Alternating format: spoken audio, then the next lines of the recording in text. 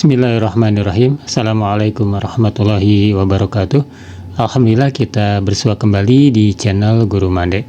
Bapak Ibu yang saya hormati, kita masih membahas mengenai pensiunan dan ada sebuah pertanyaan yang perlu saya jawab, saya jelaskan dan saya informasikan ya sepanjang apa yang saya tahu tentang hal tersebut. Pertanyaannya adalah, apa yang terjadi jika ahli waris itu tidak melaporkan kematian seorang pensiun? Nah, ini kita jawab ya insya Allah di video kali ini.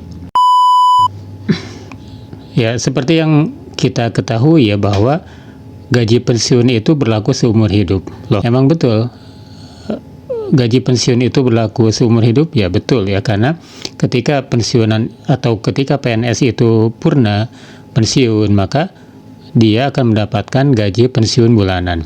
Kemudian apabila si PNS atau si pensiunan itu meninggal, maka ahli warisnya, baik istri maupun suami, itu akan menjadi penerusnya, dan itu dinamakan dengan pensiun janda atau pensiun duda.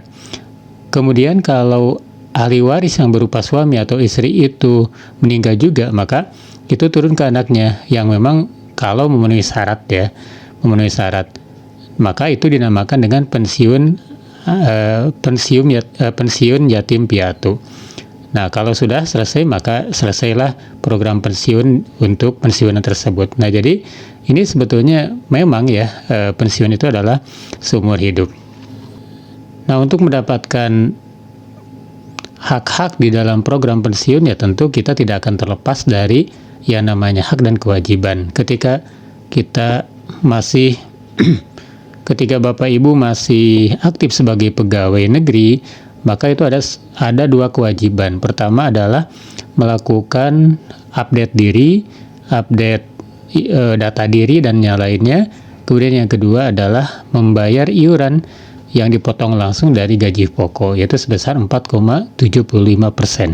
Ketika purna pun masih ada kewajiban, yaitu melakukan autentikasi bulanan, 2 bulanan atau 3 bulanan, kemudian juga update data atau profil keluarga, profil Bapak Ibu dan juga profil keluarga. Ini hanya dua ya, hanya dua kewajiban. Nah, jika itu dilaksanakan secara rutin, maka insya Allah pembayaran uang pensiun dan hak-hak yang lainnya itu akan terpenuhi, akan lancar ya. Tapi apa yang terjadi jika misalnya pensiun itu meninggal dunia? Maka ahli warisnya, baik suaminya atau istrinya atau anaknya, itu tidak melaporkan kepada PT Taspen tentang kematian pensiunan itu. Apa yang terjadi? Nah, sebetulnya Bapak Ibu ya, kalau jawaban singkatnya adalah ini sangat rugi kalau tidak melaporkan kematian dari pensiunan itu. Kenapa sangat rugi? Karena kita akan kehilangan beberapa hak ya. Pertama adalah kita tidak akan mendapatkan uang doka wafat. Ya, uang doka wafat itu sebesar 3 kali gaji pensiunan ya. Kemudian juga tidak akan mendapatkan gaji terusan atau pensiun terusan. Berikutnya tidak akan mendapatkan biaya penguburan atau pemakaman. Apalagi kalau misalkan Bapak Ibu mempunyai anak yang masih sekolah atau masih berhak untuk mendapatkan tunjangan, kalau tidak dilaporkan ini maka tidak akan mendapatkan beasiswa. Lumayan Bapak Ibu ya, 15 juta itu untuk beasiswa dan maksimal untuk 2 orang. Nah, ini ada beberapa dari sisi finansial, maka itu ada kerugian kalau tidak melaporkan. Kemudian dari sisi hukum ya, dari sisi hukum, karena tadi yang saya jelaskan juga ya, bahwa kewajiban seorang pensiun itu adalah melakukan autentikasi dan juga update diri tentang diri sendiri dan juga keluarga. Nah, apabila meninggal, nah ini tentu kalau tidak dilaporkan, ini melanggar ataupun tidak mematuhi salah satu, yaitu tentang update diri dan keluarga. Maka itu sebetulnya dari sisi hukum ini bermasalah ya. Selain dari sisi finansial tadi, tidak akan mendapatkan hak-hak yang memang itu bisa diklaim ya oleh ahli warisnya.